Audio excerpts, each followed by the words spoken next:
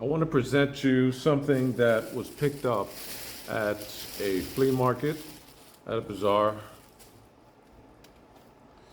and it's a tape recorder. Yes, it's a blast from the past. This is what would have been known as a shoebox tape recorder. And let's do that spin. And if you were to buy this new in the box from places like eBay, it'll probably cost you, believe it or not, $245 around that area, new and in the box. At the flea market where I bought this, it was $35 used, and it's working. It was tested at the shop, and plus tax, it was about $37. This is something that has not really survived the test of time when it comes to technology, like many other technological devices that you might have used in your youth or in the time that your grandparents or parents were young. And many of you are new to this, but the way that this works is, let me just first show you. You can hold it as a handle. So that made it portable compared to many other recorders that were stationary and were maybe 10 times as big as this. So the way this worked would be you would open by pressing the stop button, and it would open the place where you would put the cassette in. And as you see right there on the cover, it says AC battery full stop auto. I owned one of these as a kid that was passed down to me, and how I used it was with Duracell C batteries. This will take 4, and it lasted a pretty good amount of time before batteries had to be changed. Now, it's always seems the case that when the tools that you need to run something have caught up or have surpassed the product is almost always obsolete by then. Meaning that now we have rechargeable C batteries, and it will be a perfect time to use something like this. But right now, to record tape recorders, if it's still used, they are digital and have adapted the MP3 format and also incorporated some sort of video into producing sound. And so you would open it like this, and just for the purposes of this video, I have searched through my cassette collection, and I have found a tape that's about 40 years old. Yes, it's made in New York City by a man named Jerry Marco. Okay, he went by Mr. Marco from my elementary school. Now, the way the tapes would work would be that you put the side that would read the head, you put it down, and you slide it into the cassette recorder, and you press down on it. And to start recording, you would press record right here, and it usually went down at the same time as the play button as it was recording. On top of here, you had a counter that would be your, in a way, your timekeeper, and it could be reset by pressing the button right next to it. When you were done recording, you would press stop, and it would bring the record button and play buttons up, and if you press the stop button again, it would open the top to eject the cassette. If you're not familiar with these forms of cassettes, name brands were TDK and Maxwell. If you, just like this one, you see it has no top over here. The plastic has been removed. Just like in VHS cassettes, video cassettes, once you tore off the sides, it prevented recording on top of it. So when you were done recording, when you were done with the cassettes, right, because there was a fear that you could record over something that really was important to you, maybe your baby's first words, maybe your mother's last words. So to prevent recording on top of it, you tore off the top to prevent that from happening. So when you try to press record and the top plastic was torn off, it would not go down, it would not record over it. And now there were ways to bypass it, of course, just by taking a piece of Scotch tape. If you didn't need the tape anymore and you didn't have any more, you can just put a clear piece of tape on top of here and it will bypass that, because the mechanism inside will read it as if the plastic was on top and not missing to protect the recording. Many audio cassettes that you would buy in the store, let's say bought Billy Joel, Metallica, REM, whatever you liked, Johnny Mathis, it's Christmas season, would come with these already broken off because they assumed you did not want to record over it. The ones that you bought in the stores for your own personal and private use didn't have these on because you wanted to record over it. But the ones that you just bought commercially, just to listen, they had these already broken as a courtesy, so you won't record over it. If you did find one that you could record over, it most likely was a bootleg that you bought somewhere in Harlem, Washington Heights, Times Square, Bushwick in Brooklyn, or downtown Brooklyn. So the mic would be here once you press record, and your voice would be directed here. But the way this would be, you most of the time you would just leave it sitting on top of the table, and everybody would speak around it as if it were a conference call. And the speaker would be right here. And if you see right here, it says Slimline. That's because many of these shoebox tape recorders were pretty bulky, but at the time this would be considered slim. This would be a convertible to the sedan car, just in its sleekness, just like the flat screen TVs were to the analog non-digital TVs back in the day. They had a lot more furniture than graphics. So what we see here, is this still usable today? Yes, we tested it at the store, as we said, at the shop. And it also has an AC option, which back in the day, if you didn't, a lot of these were sold without it. But nowadays you can find these anywhere. You can order it from Amazon. You can get it, I was about to say Circuit City, but you can get it from Best Buy, Walmart, and you plug it in. You might want a longer cord. This one is about, I would say, roughly 5.5 feet, maybe 6 feet. And you have your pause button right here, your rewind button, your forward button.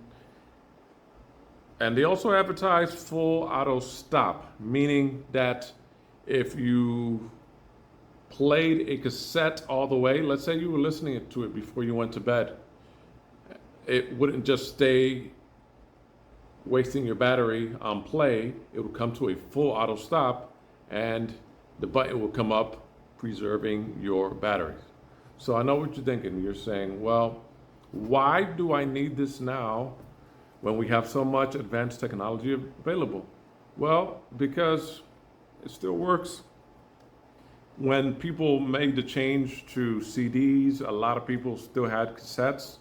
And the one advantage that this had was that you had control as to when to record. So if you saw a TV jingle or a voice you wanted to record off the TV, or just a family gathering, you could just take a blank cassette and press record, and you didn't have to worry about burning a CD. And when the CD technology came out, it didn't have an immediate way to record straight onto the digital format. So another selling point for you might be that it has what is called a monitor, and that's basically just where you can attach extra speakers to it. Nowadays you have a lot of fancy speakers or headphones you might want to attach to it just so you can listen to it in private, or if you want to amplify the sound, just attach a speaker to it and put it as loud as you can, as long as you're not disturbing your neighbors. You have those. These usually came with a microphone or a microphone that you can buy as an attachment, but they were really simple microphones, basic, about this size, and it had a skinny body, and the top was bigger than it, but it was well made. It had metal. It was made of metal, and it had a wire that you can stick right into this 3.55 millimeter input. But now you could use this to record with your microphone, whatever microphone you have that has a 3.5 millimeter input. And what else can I say about this? The heads on these, every now and then you can clean it. They used to have cassettes that were responsible for cleaning. I'm talking about the heads. So they had, they called it cleaner, but it was basically alcohol. Forgot what grade it was, but you would run it through, you would play, and it would be maybe 2 minutes on each side, and it was supposed to clean the heads. And when I mean the heads, I'm talking about the gears, the mechanism inside that would a lot of time become dusty, corroded, or just fragmented just from use and exposing them to the elements just by opening and closing this lid. That's something that you don't have to worry about now. But again, this is something that you might want to get if you have tapes of your loved ones. But as of now, what we're going to do, as I promised you, we're going to listen to this tape from about almost 40 years ago. Let's see if it works. If not, I'll just take it back to the thrift shop. And I'm connecting here on a Jackery portable power device. So that's a sound that you might not be used to hearing. And that's the sound of the tape rewinding. And just keep a pencil near, because cassettes had a tendency, if they became sticky, to just get stuck inside and have the film come out, and to put it back in, sometimes we need to put a pencil by the hole. You see the memes talking about it, just to bring the cassette tape back to form. And it's rewinding. So something that when this was made, a lot people had a lot more of was patience. So if this tape was 90 minutes, it usually would be 45 minutes on each side. It was 60 minutes, half an hour on each side. And it's just depending on for how long you needed the cassette for. So now it's rewound to all the way to one side, and then you just press play. And you want to make sure that the volume is up. And the volume, by volume I mean this wheel that you just turn all the way down, volume down. You can also guide yourself by the image that's right here. And if you go all the way to the other direction, volume is up, and we'll press play. And some of the reviews you hear people complaining about the sound, that it's not, but this was not made necessarily for sound. It was made just to capture something quick. This is not professional grade, but now it's become the professional grade price, because you can't find these anywhere. And in the beginning of most cassettes, and there it is. Do you want to do something funny? Yes, I do. Yes, I do. Do you want to do something funny? Yes, I do. Yes, I do. When I say go, everybody make a funny face. Ready, get set, go. Wow. Okay, and you press stop to stop it, so you see that it works. And just a small correction, all the way down makes the volume go up, all the way up makes the volume go down. I was looking at the reverse. One of the downsides that if you were born in the modern era that might be a deal breaker for you is that if you're looking for a track, so if you're looking for a certain track, and Mr. Marco had a famous song that he was I think he got it published, copyrighted and published. It was called Pretty Soon It Will Be Halloween. And if you go into certain chat rooms or even Reddit, you'll see some people still asking for that song and wondering if everybody has it. But well, here it is. It's a collector's item.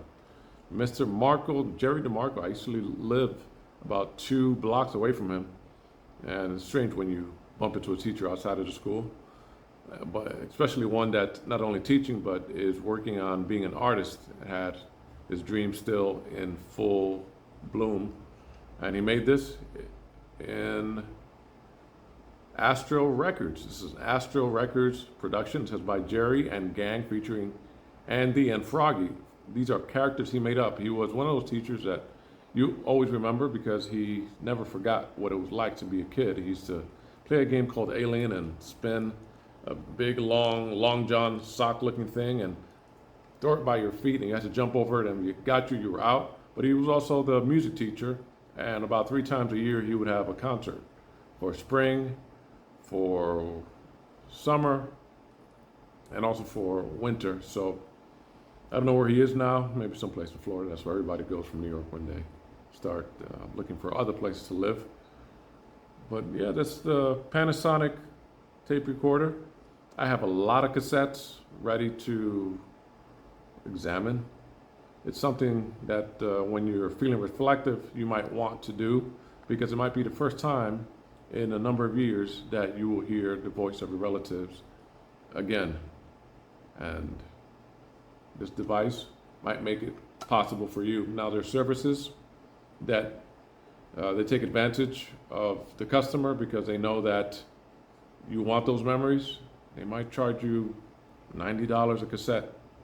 But if you can do it yourself, I might do a video on how to do it, but let's just say it involves an auxiliary cable on both ends. If anybody wants a tutorial on how to do that, I can show you. But for now, just know that there are devices like this available that can be found in treasure hunts, as you might find in a flea market or a bazaar. The Panasonic Slimline Shoebox tape recorder.